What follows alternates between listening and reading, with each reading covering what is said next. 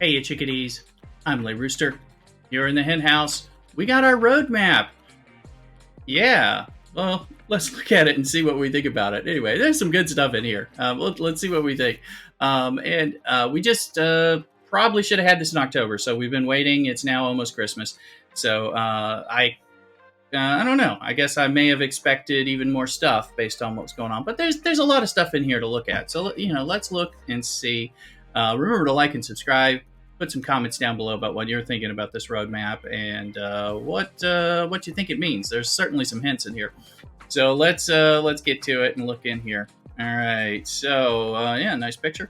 Let's see. They start off with kind of a review of what we've done, and they do, they leave off some different things. They mention some stuff. I'm not going to waste your time with that. Let's, get into here a little bit and see what's next. The big thing, and I think one of the things I'm more excited about from here is the Fleet Commander section. So when they're talking about you're going to have a new role, Fleet Commanders. Let's see. They give you a new way to enhance your station and fleet. Let's see. Most impactful, iconic characters.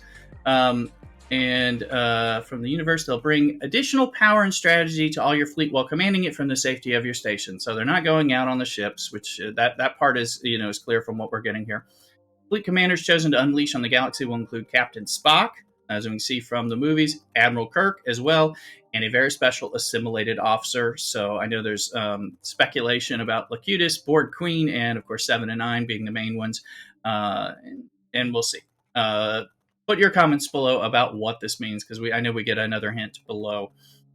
So expect the feature in the first batch of fleet commanders to arrive at the beginning of 2023. So they're anticipating more, and this makes sense. We've already got a lot of officers, and we've had some power creep.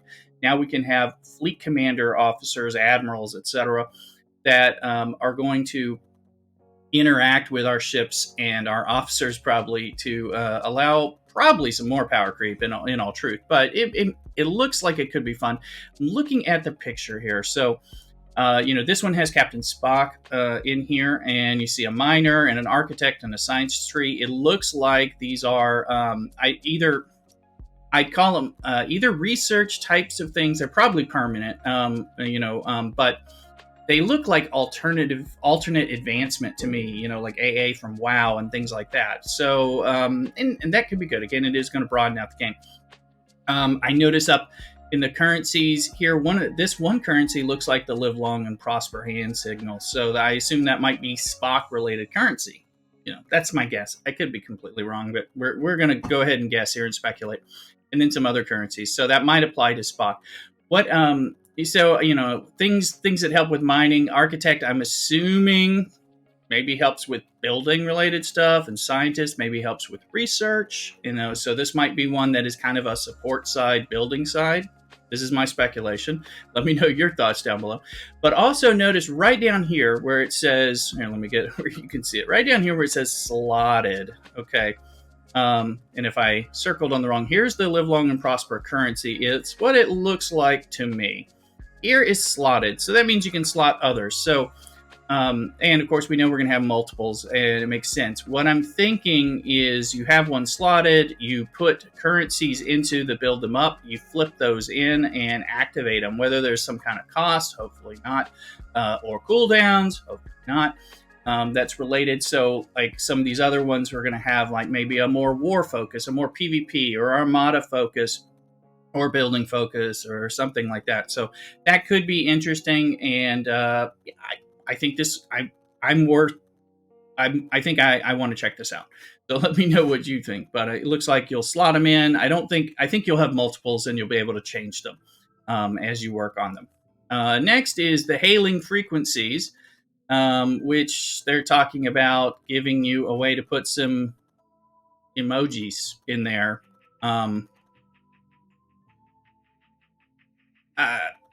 You're going to have to tell me what you think about this. I'm like, there's a part of me that is really like, who cares? Obviously, I think besides live long and prosper hand signals, which will be nice for friends, I would imagine the middle finger is probably the biggest one that we wanted, and I think it's going to be absent here anyway. So we'll have to see how people can distort the meaning of an emoji so that people can start a war by basically flashing some kind of ambiguous signal. But as long as it doesn't create more lag, whatever. We'll see. So I'm not super excited about this one, but maybe I'm missing the point. You let me know. All right. Now, game lag performance. Speaking of lag, they spend a lot of time talking about the lag. They talk in this section basically saying, it's hard for us to fix. Lay off. Okay, so we're not going to lay off. You got to fix your game if you want us to spend on it and spend time. So, but they're talking about the performance and the projects that they've done, which this is good. We see that they've already done the Alliance Contribution, Daily Reset, Battle Engine just came out. All right, so they said this is coming soon, I guess. The next stage, the Battle Lag Improvement, Refinery and Shop Lag, working further on more Battle Lag improvements, more Daily Reset server scaling. That's more for, the morning reset. At least it's morning for me on the West Coast of the States.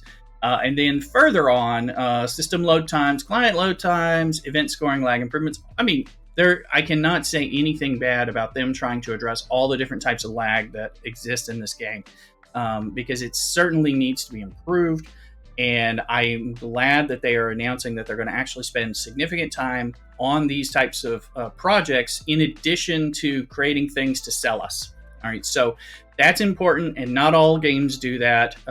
And so I do give shout outs and props to Scopely on the Star Trek Fleet Command side for this. All right, so kudos, fix it all, keep working on it, don't ever leave it be, and go forward from there. Let's see, game grind loops. Now here we have a there's a picture of an exocomp thing. Let's see. They've been hearing from us, and especially the longtime players, amount of loops and grinds the commander needs to do daily. I know we're talking about that a lot in the streams. Join link down below for the Twitch stream, so make sure you join there, or the occasional YouTube live stream. But that as we have so many things like our Borg and our Swarm, and you got to mine your data, all those things that kind of come in. Some of it relates to daily, some of it you just got to do.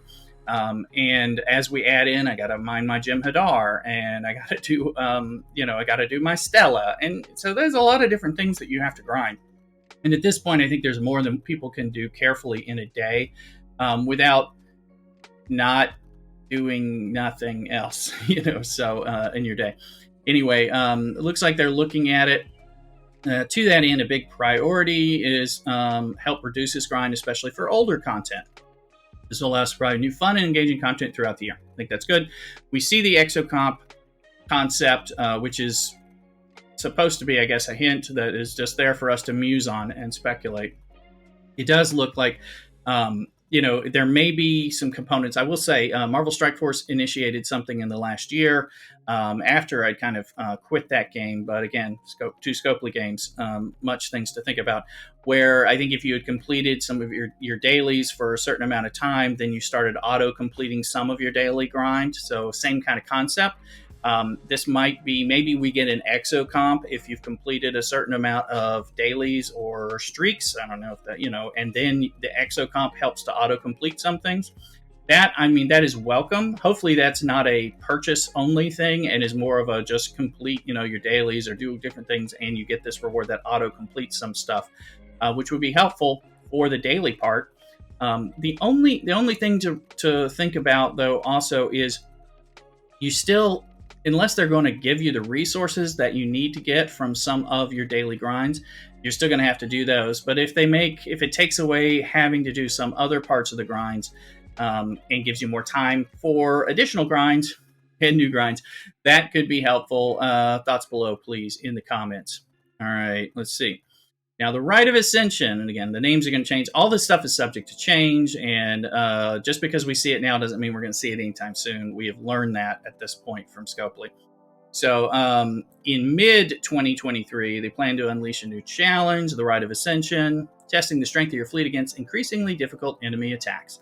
Sounds like wave attacks. It also reminds me of just completing against the hostile captains, and as you go up in the normal levels to have the achievement piece. But this sounds more of an achievement-based thing, kind of fighting off waves, getting some kind of titles or rewards, or probably avatars and frames, things like that. I would speculate. It does sound interesting, though, and I think it could be fun. And again, it would give you something to do, because we're all trying to, measure how effective we are at the different ops levels that we are, and because we're not all the same depending on what we're camping on and what we're working on with our research and our officers and everything. So I think this has some merit. We'll have to see what that pans out. All right, down below, artifacts. The name will change. Let's see.